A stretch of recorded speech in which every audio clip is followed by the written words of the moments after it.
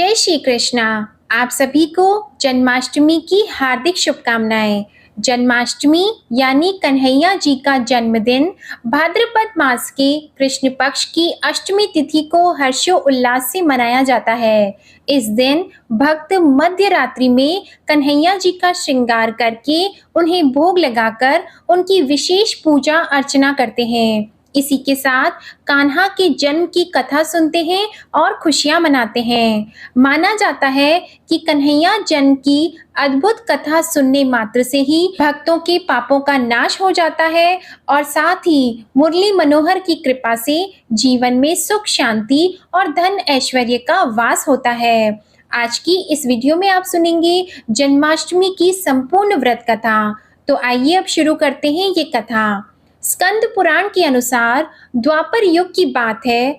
तब मथुरा में उग्रसेन नाम का एक प्रतापी राजा था। स्वभाव से वह बहुत सीधा साधा था। यही वजह थी कि उनके पुत्र कंस ने ही उनका राज्य हड़प लिया और स्वयं मथुरा का राजा बन बैठा।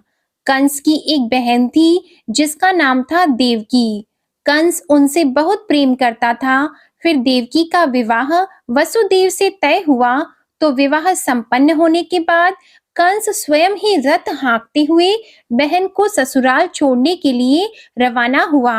स्कंद पुराण के अनुसार जब कंस बहन को छोड़ने के लिए जा रहा था, तभी एक आकाशवाणी हुई कि जिस बहन को वह इतने प्रेम से विदा करने स्वयं ही जा रहा है, उसी बहन का 8वां पुत्र तेरा संहार करेगा। यह सुनते ही कंस क्रोधित हो गया और देवकी और वसुदेव को मारने के लिए जैसे ही आगे बढ़ा, तभी वसुदेव ने कहा कि वह देवकी को कोई नुकसान न पहुंचाए। वह स्वयं ही देवकी की 8वीं संतान कंस को सौंप देगा। इसके बाद कंस ने वसुदेव और देवकी को मारने के बजाय कारागार में डाल दिया। कंस की बहन देवकी ने कारागार में ही 7 संतानों को जन्म दिया और कंस ने सभी को एक एक करके मार दिया। इसके बाद जैसे ही देवकी फिर से गर्भवती हुई, तभी कंस ने कारागार का पहरा और भी कड़ा कर दिया। तभी भाद्रपद मास के कृष्ण पक्ष की अष्टमी तिथि को रोहिणी नक्षत्र में कन्हैया जी का जन्म हुआ। तभी श्री विष्णु ने वसुदेव जी को दर्शन देकर कहा कि वह स्वयं ही उनके पुत्र के रूप में जन्म लिए हैं। श्री हरि ने वसुदेव जी से कहा कि वह कन्हैया को वृंदावन में अपने मित्र नंद बाबा के घर पर छोड़ आए और यशोदा जी के गर्भ से जिस कन्या का जन्म हुआ है, उसे कारागार में ले आए। यशोदा जी के गर्भ से जन्मी कन्या कोई और नहीं बल्कि स्वयं माया थी। यह सब कुछ सुनने के बाद वसुदेव जी ने वैसा ही किया। वसुदेव जी ने जैसे ही कन्हैया को अपनी गोद में उठाया, कारागार के ताले खुद ब खुद खुल गए। पहरेदार अपने आप ही नींद के आगोश में आ गए। फिर वसुदेव जी कन्हैया को टोकरी में रखकर वृंदावन की ओर चले। कहते हैं कि उस समय यमुना जी पूरे उफान पर थी। तब वसुदेव जी महाराज ने टोकरी को सिर पर रखा और यमुना जी को पार करके नंद बाबा के घर पहुंचे। वहां उन्होंने कन्हैया जी को यशोदा जी के पास रखकर कन्या को लेकर मथुरा वापस लौट आए। प्रातः काल जब सभी राक्षस पहरेदार निद्रा से जागे, तो कंस ने द्वारपाल से पूछा कि अब देवकी के गर्भ से क्या हुआ। इस बात का पता लगाकर मुझे बताओ। द्वारपालों ने महाराज की आज्ञा को मानते हुए कारागार में जाकर देखा, तो वहां देवकी की गोद में एक कन्या थी, जिसे देखकर द्वारपालों ने कंस को सूचित किया, किंतु कंस को तो उस कन्या से भय होने लगा। अतः वह स्वयं कारागार में गया और उसने देवकी की गोद से उस कन्या को झपट लिया और उसे एक पत्थर की चट्टान पर पटक दिया। किंतु वह कन्या भगवान विष्णु की माया से आकाश की ओर चली गई और अंतरिक्ष में जाकर विद्युत के रूप में परिणित हो गई। उसने कंस से कहा कि हे दुष्ट, तुझे मारने वाला गोकुल में नंद के गृह में उत्पन्न हो चुका है और उसी से तेरी मृत्यु सुनिश्चित है। मेरा नाम तो वैष्णवी है। मैं संसार के कर्ता भगवान विष्णु की माया से उत्पन्न हुई हूँ। इतना कहकर वह स्वर्ग की ओर चली गई। उस आकाशवाणी को सुनकर कंस बहुत क्रोधित हो उठा। उसने नंद जी के गृह में पूतना राक्षसी को कृष्ण का वध करने के लिए भेजा, किंतु जब वह राक्षसी कृष्ण को स्तन पान कराने लगी, तो कृष्ण ने उसके स्तन से उसके प्राणों को खींच लिया और वह राक्षसी कृष्ण कृष्ण कहते हुए मृत्यु को प्राप्त हुई। जब कंस को पूतना की मृत्यु का समाचार प्राप्त हुआ, तो उसने कृष्ण का वध करने के लिए केशी नामक दैत्य को अश्व के रूप में, उसके पश्चात अरिष्ट नामक दैत्य को बैल के रूप में भेजा, किंतु ये दोनों भी कृष्ण के हाथों मृत्यु को प्राप्त हुए। इसके पश्चात कंस ने कालाख्य नामक दैत्य को कौवे के रूप में भेजा, किंतु वह भी कृष्ण के हाथों मारा गया। अपने बलवान राक्षसों की मृत्यु के आघात से कंस अत्यधिक भयभीत हो गया। उसने द्वारपालों को आज्ञा दी कि नंद को तत्काल मेरे समक्ष उपस्थित करो।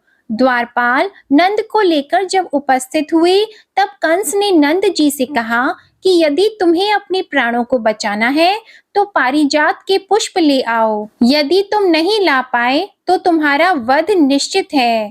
कंस की बातों को सुनकर नंद ने कहा ऐसा ही होगा और अपने गृह की ओर चले गए। घर आकर उन्होंने संपूर्ण वृतांत अपनी पत्नी यशोदा को सुनाया, जिसे श्री कृष्ण भी सुन रहे थे। एक दिन श्री कृष्ण अपने मित्रों के साथ यमुना नदी के किनारे गेंद खेल रहे थे और अचानक स्वयं ने ही गेंद को यमुना में फेंक दिया। यमुना में गेंद फेंकने का मुख्य उद्देश्य यही था कि वे किसी प्रकार पारिजात पुष्पों को ले आएं। अतः वे कदम्ब के वृक्ष पर चढ़कर यमुना में कूद पड़े। कृष्ण के यमुना में कूदने का समाचार श्रीधर नामक गोपाल ने यशोदा जी को सुनाया। यह सुनकर यशोदा जी भागती हुई यमुना नदी के किनारे आ पहुंची और उसने यमुना नदी की प्रार्थना करते हुए कहा, हे यमुना, यदि मैं बालक को देखूंगी तो भाद्रपद मास की रोहिणी युक्त अष्टमी का व्रत अवश्य करूंगी, क्योंकि दया, दान, सज्जन प्राणी, ब्राह्मण कुल में जन्म, रोहिणी युक्त अष्टमी, गंगाजल, एकादशी, गया श्राद्ध और रोहिणी व्रत ये सभी दुर्लभ हैं। हजारों अश्वमेध यज्ञ, सहस्त्रों राजसूय यज्ञ, दान, तीर्थ और व्रत करने से जो फल प्राप्त होता है, वह सब कृष्ण अष्टमी के व्रत को करने से प्राप्त हो जाता है। यह बात नारद ऋषि ने इंद्र से कही। इंद्र ने कहा, हे मुनियों में श्रेष्ठ नारद, यमुना नदी में कूदने के बाद उस बाल रूपी कृष्ण ने पाताल में जाकर क्या किया, यह संपूर्ण वृत्तांत भी बताएं। तब नारद जी ने कहा, हे इंद्र, पाताल में उस बालक से नागराज की पत्नी ने कहा कि तुम यहाँ क्या कर रहे हो, कहाँ से आए हो और यहाँ आने का क्या प्रयोजन है। नाग पत्नी बोली, हे कृष्ण, क्या तूने द्यूत क्रीड़ा की है जिसमें अपना समस्त धन हार गया है? यदि यह बात ठीक है तो कंकड़, मुकुट और मणियों का हार लेकर अपने गृह में चले जाओ, क्योंकि इस समय मेरे स्वामी शयन कर रहे हैं। यदि वे उठ गए तो वे तुम्हारा भक्षण कर जाएंगे। नागपत्नी की बातें सुनकर श्री कृष्ण ने कहा, हे कांते, मैं किस प्रयोजन से यहाँ आया हूँ वह वृतांत मैं तुम्हें बताता हूँ। समझ लो, मैं कालिया नाग के मस्तक को कंस के साथ द्यूत में हार चुका हूँ और वही लेने मैं यहाँ आया हूँ। बालक कृष्ण की इस बात को सुनकर नाग पत्नी अत्यंत क्रोधित हो उठी और अपने सोए हुए पति को उठाते हुए उसने कहा, हे स्वामी, आपके घर पर शत्रु आया है, अतः आप इसका हनन कीजिए। अपनी स्वामिनी की बातों को सुनकर कालिया नाग निद्रा अवस्था से जाग पड़ा और बालक कृष्ण से युद्ध करने लगा। इस युद्ध में कृष्ण को मूर्छा आ गई। उसी मूर्छा को दूर करने के लिए उन्होंने गरुड़ का स्मरण किया। स्मरण होते ही गरुड़ वहां आ गए। तब श्री कृष्ण अब गरुड़ पर चढ़कर कालिया नाग से युद्ध करने लगे और उन्होंने कालिया नाग को युद्ध में पराजित कर दिया। अब कालिया नाग ने भली भांति जान लिया था कि मैं जिनसे युद्ध कर रहा हूँ वे भगवान विष्णु के अवतार श्री कृष्ण ही है। अतः उन्होंने कृष्ण के चरणों में साष्टांग प्रणाम किया और पारिजात से उत्पन्न बहुत से पुष्पों को मुकुट में रखकर कृष्ण को भेंट किया। जब कृष्ण चलने को हुए तब कालियानाग की पत्नी ने कहा, हे स्वामी, मैं कृष्ण को नहीं जान पाई। हे जनार्दन, मंत्र रहित, क्रिया रहित, भक्ति भाव रहित मेरी रक्षा कीजिए। हे प्रभु, मेरे स्वामी मुझे वापस दे दें। तब श्री कृष्ण ने कहा, हे सर्पिणी, दैत्यों में जो सबसे बलवान है उस कंस के सामने मैं तेरे पति को ले जाकर छोड़ दूंगा, अन्यथा तुम अपने गृह को चली जाओ। अब श्री कृष्ण कालियानाग के फन पर नृत्य करते हुए यमुना के ऊपर आ गए। फिर कालिया की फुंकार से तीनों लोग कंपायमान हो गए। अब कृष्ण कंस की मथुरा नगरी को चले गए। वहां कमल पुष्पों को देखकर यमुना की मध्य जलाशय में वह कालिया सर्प भी चला गया। इधर कंस भी विस्मित हो गया और कृष्ण प्रसन्नचित्त होकर गोकुल को लौट आए। उनके गोकुल आने पर उनकी माता यशोदा ने विभिन्न प्रकार के उत्सव किए। अब इंद्र ने नारद जी से पूछा, हे महामुने, संसार के प्राणी बालक श्री कृष्ण के आने पर अत्यधिक आनंदित हुए। आखिरकार कृष्ण ने क्या क्या चरित्र किया वह सभी आप मुझे बताने की कृपा करें। नारद ने इंद्र से कहा, मन को हरने वाला मथुरा नगर यमुना नदी के दक्षिण भाग में स्थित है। वहां कंस का महाबलशाली भाई चाणूर रहता था। उस चाणूर से श्री कृष्ण के मल्ल युद्ध की घोषणा की गई। हे इंद्र, कृष्ण और चाणूर का मल्ल युद्ध अत्यंत आश्चर्यजनक था। चाणूर की अपेक्षा कृष्ण बाल रूप में थे। भेरी शंख और मृदक के शब्दों के साथ कंस और केशी इस युद्ध को मथुरा की जनसभा के मध्य में देख रहे थे। श्री कृष्ण ने अपने पैरों को चाणूर के गले में फंसाकर उसका वध कर दिया। चाणूर की मृत्यु के पश्चात उनका मल्ल युद्ध केशी के साथ हुआ। अंत में केशी भी युद्ध में कृष्ण के द्वारा मारा गया। केशी के मृत्यु के उपरांत मल्ल युद्ध देख रहे सभी प्राणी श्री कृष्ण की जय जयकार करने लगे। बालक कृष्ण के द्वारा चाणूर और केशी का वध होना कंस के लिए अत्यंत हृदय विदारक था। अतः उसने सैनिकों को बुलाकर उन्हें आज्ञा दी कि तुम सभी अस्त्र शस्त्रों से सुसज्जित होकर कृष्ण से युद्ध करो। हे इंद्र, उसी क्षण श्री कृष्ण ने गरुड़, बलराम तथा सुदर्शन चक्र का ध्यान किया, जिसके परिणाम स्वरूप बलदेव जी सुदर्शन चक्र लेकर गरुड़ पर आरूढ़ होकर आए।